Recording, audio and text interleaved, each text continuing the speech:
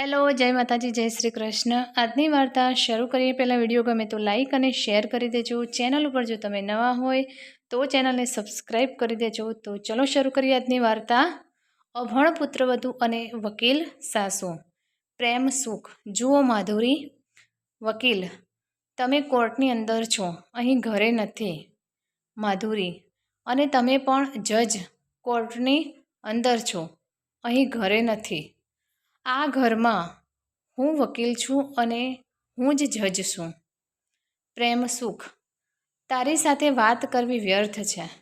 દરમિયાન તેમનો પુત્ર વરુણ ત્યાં આવે છે અને તેમને લડતા જોઈને સોફા પર ચૂપચાપ બેસી જાય છે। અચાનક બધા શાંત થઈ જાય છે અને એકબીજા સામે જોવા લાગે છે। વરુણ, અરે તમે લોકો મને આમ કેમ જોઈ રહ્યા છો? એવું લાગે છે કે એક તરફ વકીલ છે, બીજી તરફ ન્યાયાધીશ અને હું ગુનેગાર કચેડીમાં ઊભો છું। વરુણ આ કહેતા જ તેના માતા પિતા જોર જોરથી હસવા લાગે છે। માધુરી, હે દીકરા, માતા તમારા વકીલ છે અને પિતા તમારા ન્યાયાધીશ છે। જો આપણે બંને સામાન્ય રીતે વાત કરીએ તો પણ તમને લાગશે કે અહીં સર્વોચ્ચ અદાલતનું સંપૂર્ણ વાતાવરણ સર્જાયું છે। વરુણ, અરે તમારા બંનેના મોટા અવાજો સાંભળીને જ હું અહીં આવ્યો છું। મને લાગ્યું કે તમે બંને ઝઘડો કરી રહ્યા છો। પ્રેમ સુખ, હા દીકરા, તમારા લગ્નને લઈને દલીલ ચાલી રહી હતી અને તે પણ માધુરી। વરુણ, તે એક વરિષ્ઠ વકીલ છે। તેમની પુત્રી ખૂબ જ હોશિયાર, ખૂબ જ આધુનિક અને શિક્ષિત છે।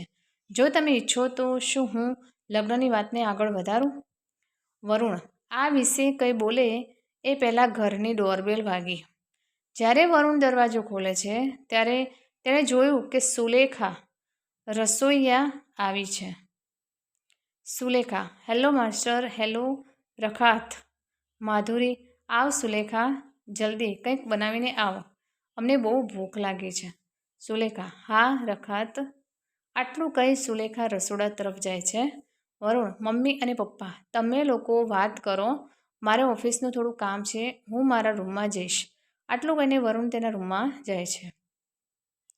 માધુરી, જ્યારે પણ તમે આ છોકરા સાથે લગ્ન વિશે વાત કરો છો ત્યારે તે કોઈને કોઈ બહાનું કાઢે છે અને ચાલ્યો જાય છે। વરુણ રસોડામાં ઘૂસી જાય છે ત્યારે સુલેખા રસોઈ બનાવી રહી હતી। વરુણ, તમે મારી રાણી શું બનાવી રહ્યા છો? સુલેખા, ધીરે બોલ, નહીતર તારા મા બાપ સાંભળશે તો શું વિચારશે? વરુણ, અરે આપણે જે વિચારવું હોય તે વિચારીએ। હવે મેં નક્કી કર્યું છે કે હું મારા પરિવારને આખું સત્ય જણાવીશ, કારણ કે મારો પરિવાર મારા પર લગ્ન કરવા માટે દબાણ કરી રહ્યો છે। સુલેખા, મને લાગે છે કે તારા પેરેન્ટ્સ તને મારી સાથે લગ્ન કરવા નહીં દે। તમે લોકો કેટલા શિક્ષિત છો, તમારું કુટુંબ કેટલું મોટું છે અને હું એક વિધવા માતાની ગરીબ અને ઓછું ભણેલી દીકરી છું। વરુણ, અરે તમને એવું કેમ લાગે છે? દરેક વ્યક્તિને એક બુદ્ધિશાળી અને સંસ્કારી છોકરી જોઈએ છે અને તમે ખૂબ સારા છો। હું તારી સાથે જ લગ્ન કરીશ। વરુણના માતા પિતા છુપી રીતે તેમની વાતચીત સાંભળી રહ્યા છે, પરંતુ તેઓ ત્યાં કશું બોલતા નથી। બંને પોતાના રૂમમાં જઈને વાત કરે છે। માધુરી, તમે જોઈ રહ્યા છો, તમે શહેરના બહુ મોટા જજ બની ગયા છો। જો કોઈ સાંભળશે કે તમે તમારા ઘરની નોકરાણીને તમારી વહુ બનાવી છે તો લોકો શું વિચારશે? પ્રેમ સુખ, શું વિચારશે? સારું વિચારશે। લોકો વિચારશે કે આટલા મોટા જજ હોવા છતાં તેણે એક સામાન્ય છોકરીને પોતાની વહુ બનાવી દીધી। માધુરી, જુઓ, હું સંમત છું કે સુલેખા એક સારી અને સંસ્કારી છોકરી છે, પણ આપણે એક અસંસ્કારી છોકરીને આપણા ઘરની વહુ કેવી રીતે બનાવી શકીએ? પ્રેમ સુખ, તમને માધુરી યાદ છે? જ્યારે પણ અમે વરુણ સાથે લગ્ન વિશે વાત કરવાનો પ્રયત્ન કરીએ છીએ ત્યારે તે તેને ટાળે છે. હવે ખબર પડી કે તે સુલેખાને પ્રેમ કરે છે. આ કારણોસર તે લગ્નથી ભાગી જતો હતો. આપણે આપણા પુત્રની ખુશીમાં જ ખુશી શોધવી જોઈએ. માધુરી, માં તને જે યોગ્ય લાગે તે કર. બાપ દીકરો બંને મારી વાત ક્યાં સાંભળે છે? આ રીતે બીજા દિવસે વરુણના માતા પિતા સુલેખાને વિધવા માતા કમલાને પોતાના ઘરે બોલાવે છે અને લગ્ન નક્કી કરે છે. માધુરી, જુઓ, વરુણની પસંદગી સામે અમે કંઈ કહી શકતા નથી. આજ સુધી અમે વરુણને તે બધું જ આપ્યું છે જે તેને ગમ્યું હતું. તેથી લગ્ન પણ તેની પસંદગીના હોવા જોઈએ. પણ સુલેખા, આજ પછી તું આ ઘરમાં રસોઈ નહીં કરે, કારણ કે હવે તું આ ઘરની રખાત બનવાની છે. આ રીતે વરુણ તેના જ ઘરની નોકરાણી સુલેખા સાથે લગ્ન કરે છે. સુલેખા વરુણ સાથે લગ્ન કરીને ખૂબ જ ખુશ છે અને વરુણ પણ સુલેખા સાથે લગ્ન કરીને ખૂબ જ ખુશ છે. વરુણ, જુઓ સુલેખા, મેં તને કહ્યું હતું કે મારા માતા પિતા ખૂબ સારા છે. તેઓ લગ્ન માટે સંમત થશે. સુલેખા, હું કેટલી નસીબદાર છું કે તારા જેવો પતિ અને આટલો મોટો પરિવાર છે. સુલેખાના સાસુ છુપી રીતે તેમની વાતચીત સાંભળી રહ્યા છે. માધુરી, હા હા, તું નસીબદાર વહુ હોવી જોઈએ. અભણ પુત્રવધુ હોવા છતાં તેને આટલો સમૃદ્ધ અને મોટો પરિવાર મળ્યો. પણ હવે મારે સમાજની નજરથી મારી જાતને બચાવવી પડશે, નહીં તો લોકો મને નોકરાણીની સાસુ કહીને ચીડવશે. માધુરી તેના પતિ સાથે કારમાં કોર્ટ જાય છે. તે દરમિયાન સુલેખા તેના રૂમમાં સાડી પહેરે છે, જ્યારે વરુણ પાછળથી આવે છે. વરુણ, સુલેખા, તારે સલવાર સૂટ પહેરવો જોઈએ. સલવાર સૂટમાં તું ખૂબ જ સુંદર લાગે છે. સુલેખા ગાતા, અમે જે ગમશે તે કહીશું. અમને જે ગમશે તે પહેરીશું. સુલેખા સલવાર સૂટ પહેરે છે. જ્યારે તેના માતા પિતા સાંજે પાછા ફરે છે ત્યારે માધુરી ગુસ્સે થવા લાગે છે. માધુરી, સુલેખા, તે શું પહેર્યું છે? તમે એટલા અજ્ઞાન નથી કે તમને ખબર નથી કે લગ્ન પછી અમુક દિવસો સુધી માત્ર સાડી જ પહેરવામાં આવે છે, સલવાર સૂટ નહીં. લગ્નને 2 દિવસ પણ નથી થયા અને તમે સલવાર સૂટ પહેરે છે? સુલેખા, મને માફ કરજો માં, હું હમણાં જ જઈશ અને બદલીશ. માધુરી, જો હું દરેકને ભૂલ કરતી વખતે માફ કરવાનું શરૂ કરી દઉં તો કોણ જાણે કેટલા ગુનેગારો, કોણ જાણે કેટલા ખૂનીઓ આઝાદ ફરવા લાગશે.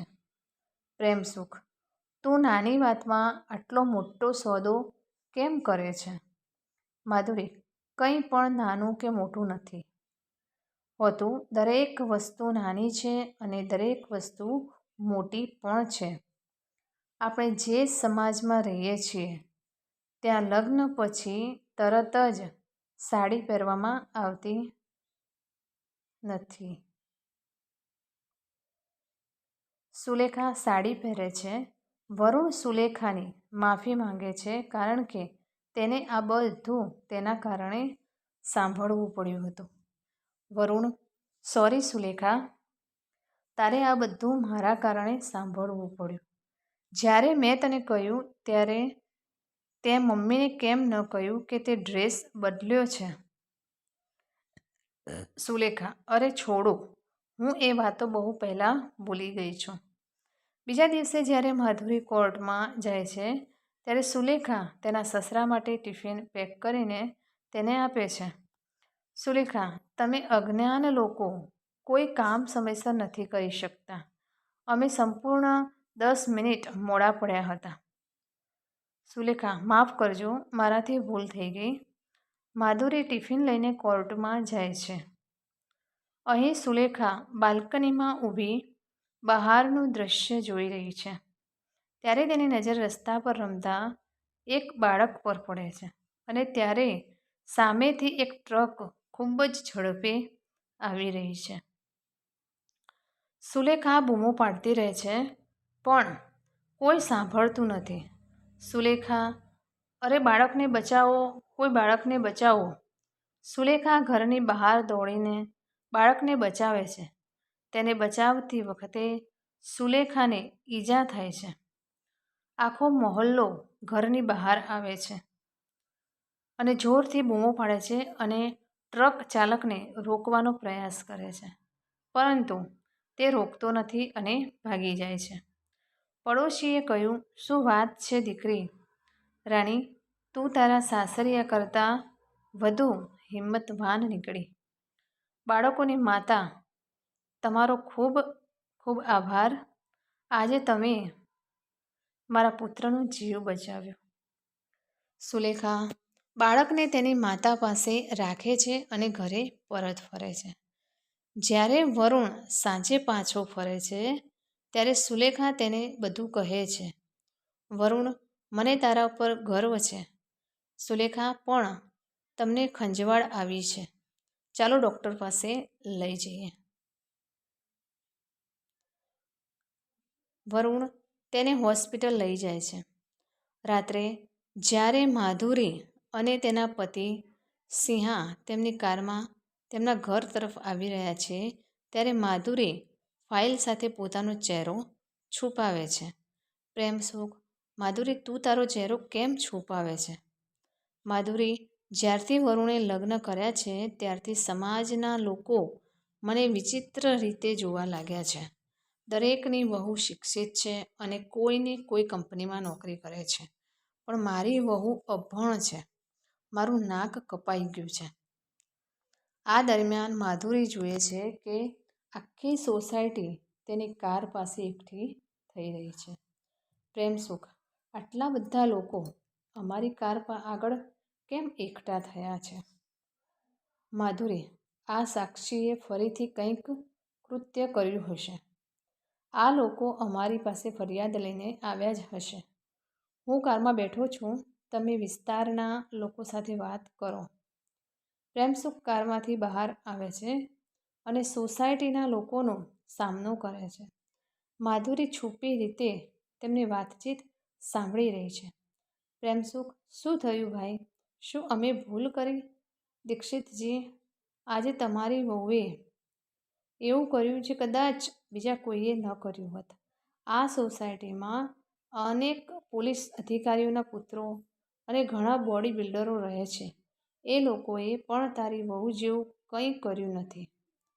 પ્રેમસુખ, અરે મારી વહુએ શું કર્યું છે? આખો સમાજ મળીને ન્યાયાધીશને આખી વાત કહે છે. તેઓ તેમની પુત્રવધૂના ખૂબ વખાણ કરે છે.